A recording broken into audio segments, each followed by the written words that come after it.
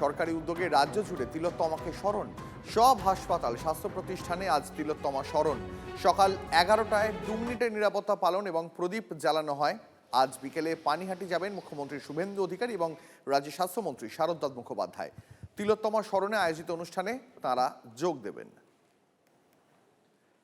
দিকে দিকে যে ছবি আজ দেখতে পাওয়া গেছে সেই ছবি আপনাদের দেখাচ্ছি। অভিশপ্ত 9ই অগস্টের 2 বছর পূর্তি।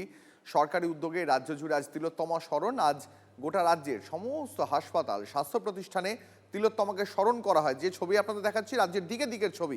স্বাস্থ্য Bhavan, RG Kar, Bankura medical college, Medinipur medical college, Diamond হারবারে, মুর্শিদাবাদে সর্বত্র আজ সকাল 11টায় 2 মিনিটের নীরবতা পালন করা হয়, প্রদীপ জ্বালানো হয়।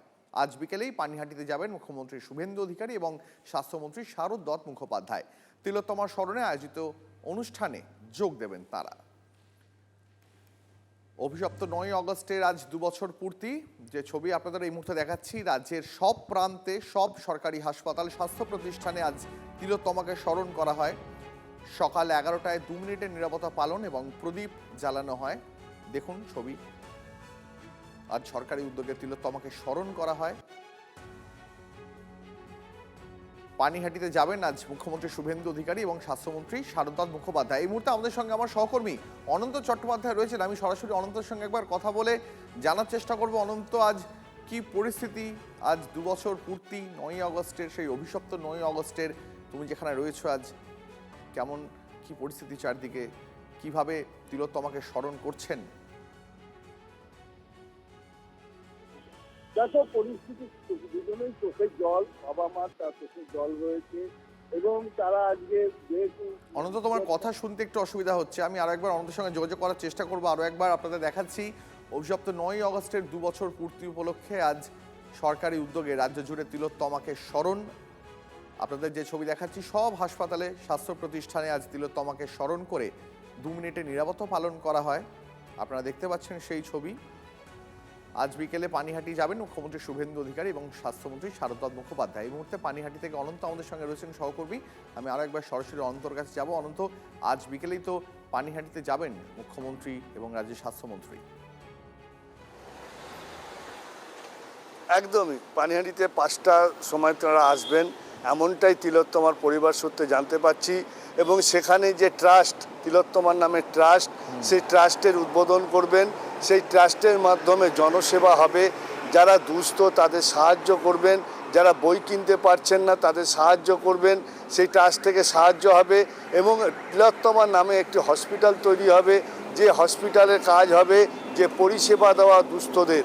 এরকম যেহেতু গরিব দরদি ছিল তিলোত্তমা, তাই জন্য এই প্রাধান্য দিচ্ছে তার পরিবার এবং মুখ্যমন্ত্রীর মাধ্যমে সেই ট্রাস্টের উদ্বোধন হবে।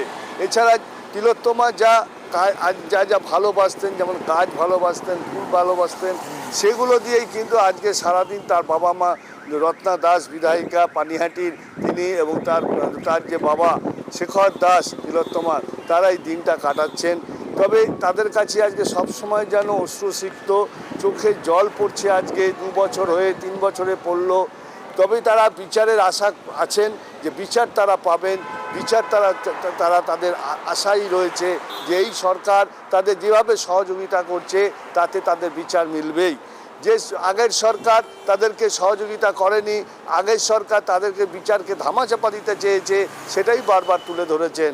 তবে আশাবাদী যে এবার তারা মেয়ের বিচার পাবেই। এবং তিলোত্তমা নতুন সরকারের জমানায় এই বিচার প্রক্রিয়া আরো দ্রুত গতিতে হবে, এমনটাই আশা করছেন তিলোত্তমার মা বাবা। ধন্যবাদ অনন্ত।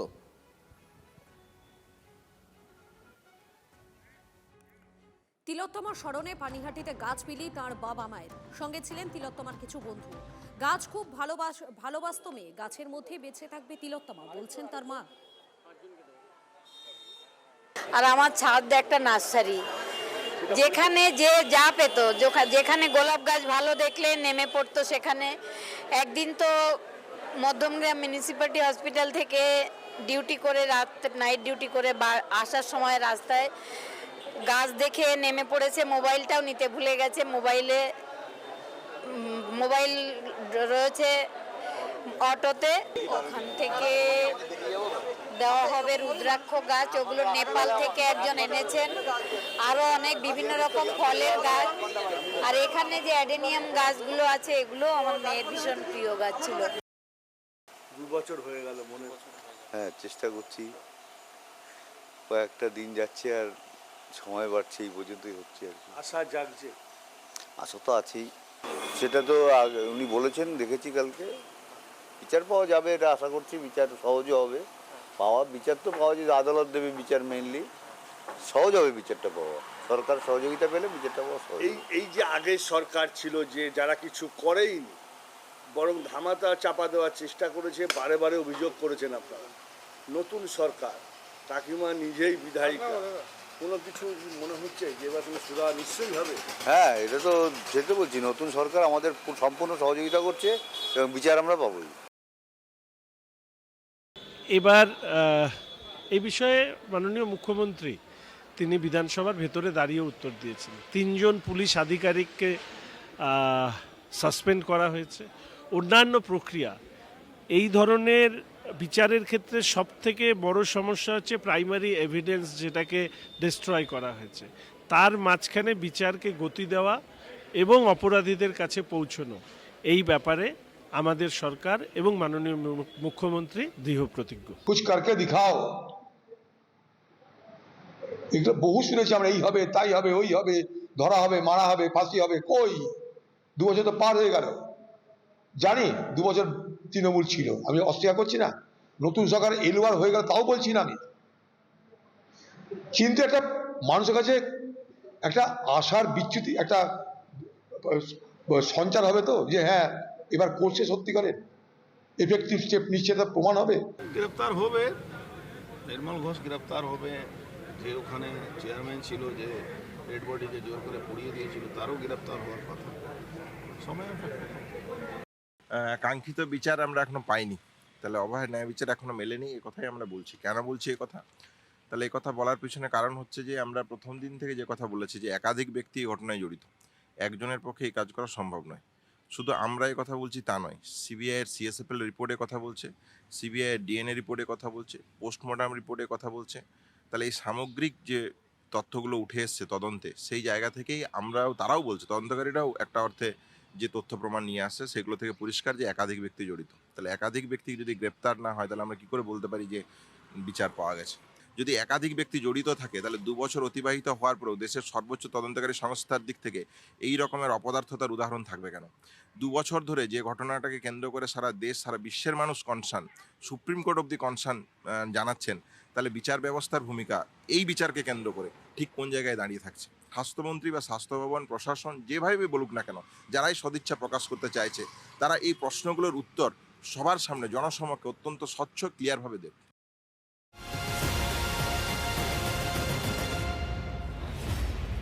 তিলোত্তমা ধর্ষণ খুনের 2 বছর পার, নতুন করে তদন্ত শুরু হবে। কার নির্দেশে, কবে, কেন তথ্য প্রমাণিক তদন্ত করে দেখা হবে। তথ্য প্রমাণের লোপাটের অভিযোগ সত্যি জানালেন স্বাস্থ্যমন্ত্রী। স্বাস্থ্য দপ্তরের তদন্তের আওতায় আনা হচ্ছে নিহত চিকিৎসক তরুণীর সহকর্মী। তাদের সঙ্গে খাওয়া দাওয়া করছিলেন তিলোত্তমা। তাদের পর ডাক পাঠাচ্ছে স্বাস্থ্য ভবনের তদন্তকারী দল। খুনের ঘটনার পর কারা, কোন উদ্দেশ্যে আরজি করে গিয়েছিলেন, তাদেরও তলব করছে স্বাস্থ্য ভবনের তদন্তকারী দল। অনুসন্ধানে পাওয়া তথ্য তুলে দেওয়া হবে পুলিশ ও সিবিআই এর হাতে। আগেই অনেকের বয়ান রেকর্ড সিবিআই এর, আগের এবং পরের বয়ান মিলিয়ে দেখা হবে খবর সূত্রে।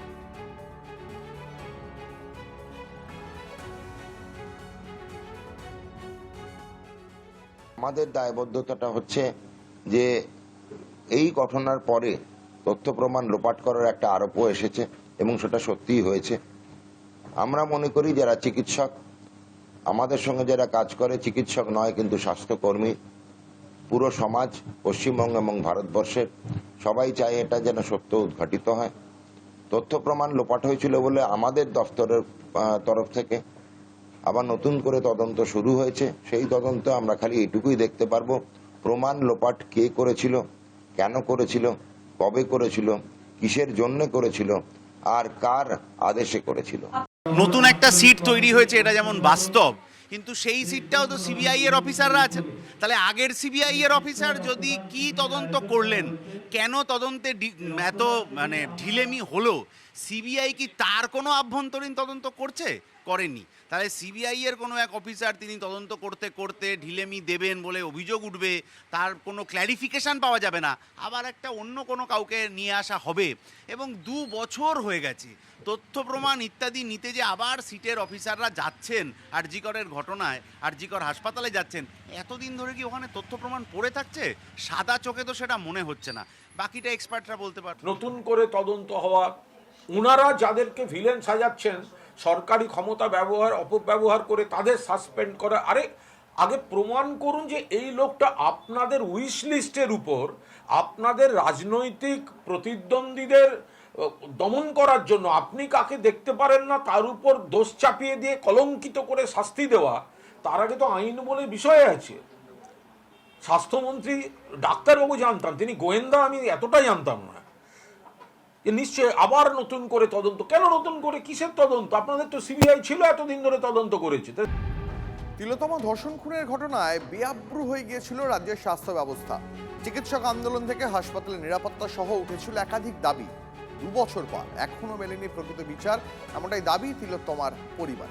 একই সঙ্গে মেটেনি স্বাস্থ্যক্ষেত্রের সব দাবি, এমনটাই অভিযোগ চিকিৎসক পড়ুয়াদের। নিরাপত্তা বাড়লেও সেটা পর্যাপ্ত নয়। প্যানিক বাটন আজও বসেনি আরজিকরে। এই মুহূর্তে আরজিকর হাসপাতাল থেকে আমার সহকর্মী দেবব্রত আমাদের সঙ্গে রয়েছেন। দেবব্রতের সঙ্গে রয়েছেন আন্দোলনকারী চিকিৎসক অনিকেত মাহাতো। আমি দেবব্রতর কাছে একবার চলে যাব সরাসরি। দেবব্রত, চিকিৎসকরা কি বলছেন? যে দাবি নিয়ে তারা আন্দোলনে বসেছিলেন, শুরু করেছিলেন তিলোত্তমার এই ঘটনাকে সামনে রেখে, সেই সমস্ত দাবি দাওয়া কি মিটেছে নাকি এখনো তাদের অনেক অভাব অভিযোগ রয়ে গেছে? দেখো, আজ 2 বছর পার হয়ে গেল। আজও কিন্তু আরজিকর হসপিটালের মধ্যে আমরা আসলে বাতাসের মধ্যে সেই অভয়ার চিৎকারটা কিন্তু আজও ভেসে বেড়ায়।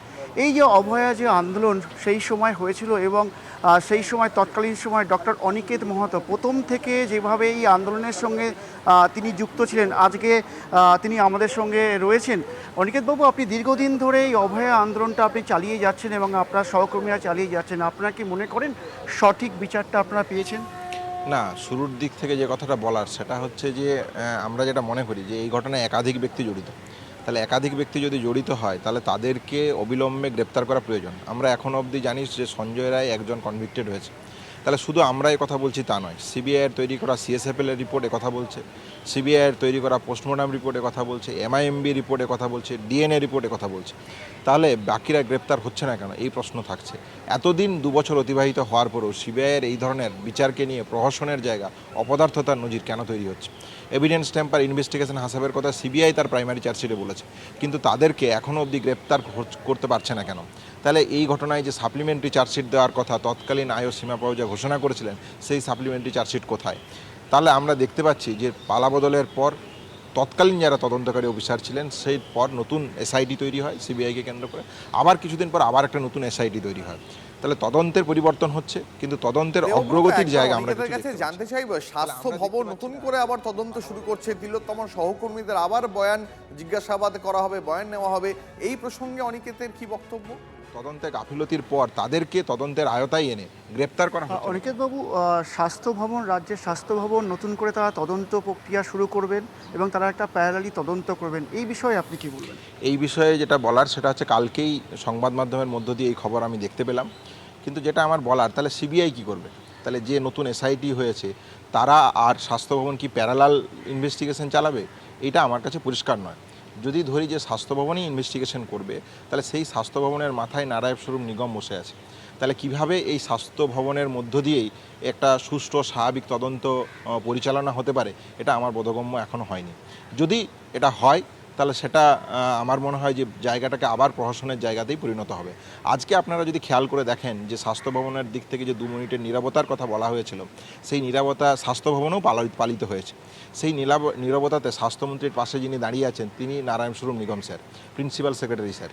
তাহলে এই যে নীরবতার মাধ্যমে আমরা অভয়াকে স্মরণ করছি, আবার আমি দেখতে পাচ্ছি পাশে এমন একজন ব্যক্তি দাঁড়িয়ে আছে যে সেমিনার রুমের উল্টো দিকের ঘরগুলো ভাঙার জন্য অভিযুক্ত, যার সাসপেনশনের দাবি জুনিয়র ডাক্তাররা তুলেছে, যে স্বাস্থ্য দুর্নীতির কথা সেবাশ্রয় থেকে নানান স্বাস্থ্যতে অভিযোগ এসছে, সেই অভিযোগের সঙ্গে বুঝতে পারছি তিলোত্তমা কাণ্ডের পরেও আরজি কর নিয়ে অনেক প্রশ্ন। স্বাস্থ্য বিভাগ কোথায় কোথায় ছিল ফাঁকফোকর, কারা তৈরি করেছিল? তিলোত্তমা কাণ্ডের পর কেনই বা তড়িঘড়ি সেসব ফাঁকফোকর বুঝিয়ে ফেলা হলো? নেপথ্যে কারা, সে ব্যাপারেও গুরুত্ব সহকারে তদন্ত, জানিয়েছেন স্বাস্থ্যমন্ত্রী শারদত্ত মুখোপাধ্যায়।